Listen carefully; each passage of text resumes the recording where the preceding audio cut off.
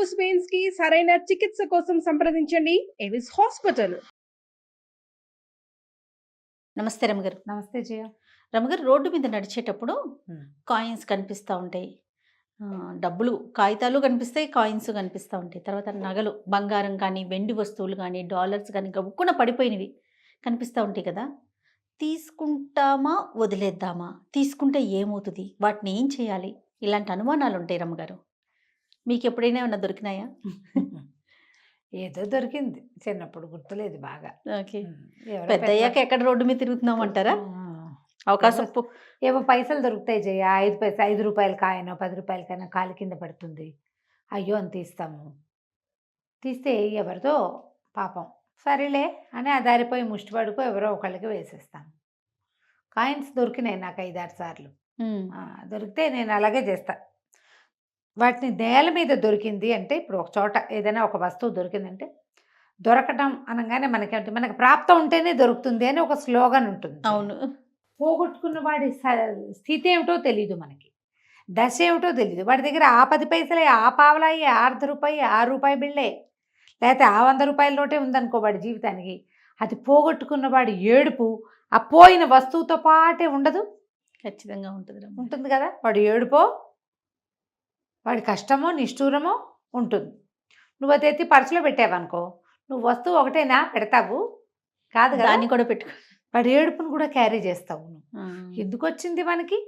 మన సొంత ఏడుపులు మనకి ఎటాకు బోల్డ్ ఉంటాయి. ఇప్పుడు అంటే 100-500 అయితే వదిలేస్తామండి. ఒక నోట్ల కట్ట దొరికింది అనుకో, మనకి అవసరాలు ఉంటాయి కదా అనిపిస్తుంది. భగవంతుడు ఇచ్చాడు, ఏమనిపిస్తుంది? దేనే వాళ్ళ దేతాహేతో చప్పడి పాడికే దేతాహే అందరు, చెత్త పర్రు పాడికే దేతాహే. పై నుంచి పడేసేస్తాడు. సడన్గా మన ఇల్లు దీంట్లో నుంచి ఏమంటారు, పెంకులో నుంచి రాలి మన నెత్తి మీద పడిపోతుంది. అలాగే వచ్చింది అనిపిస్తుంది.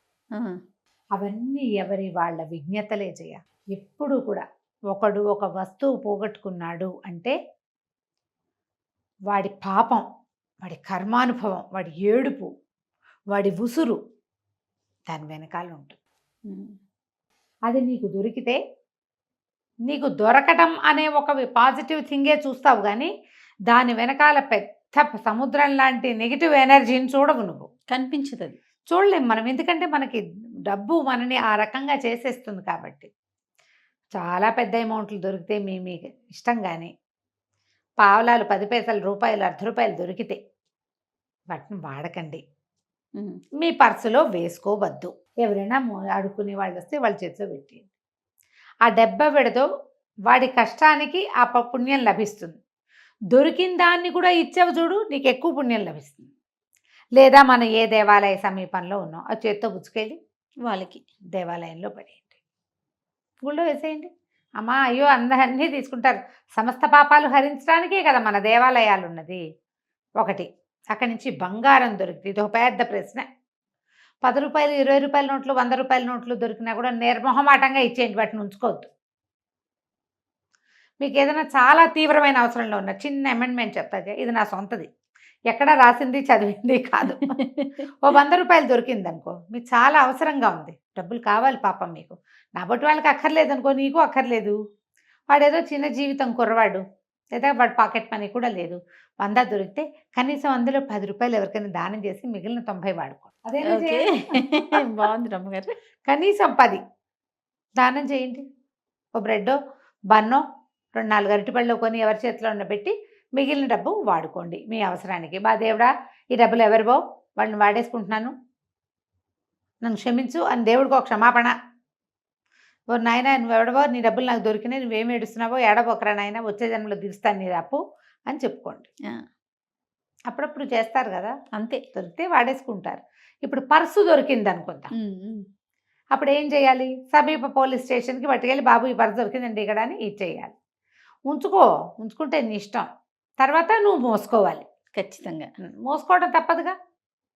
ఒకటి పైగా ఇవాళ రేపు అందరి పర్సుల్లో ఈ డ్రైవింగ్ లైసెన్స్లు అని, ఆధార్ కార్డులో కాపీ అని ఉంటాయి. ఏ పిల్లల ఫీజులో, ఏ అది ఇంటరెంటో, ఏ సరుకుల తాలూకు లిస్టులో, ఏ కష్టమో నిష్ఠూరమో తెలియదు కదా.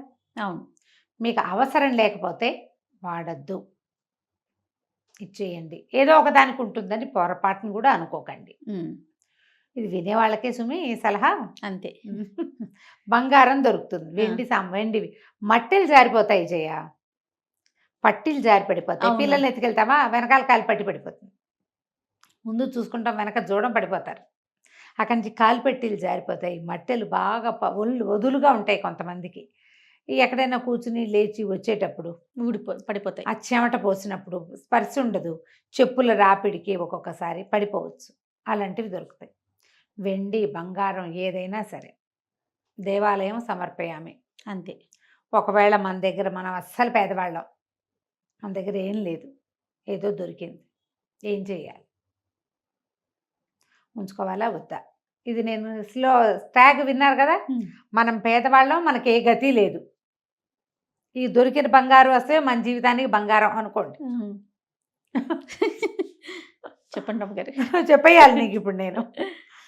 పాలతో కడిగి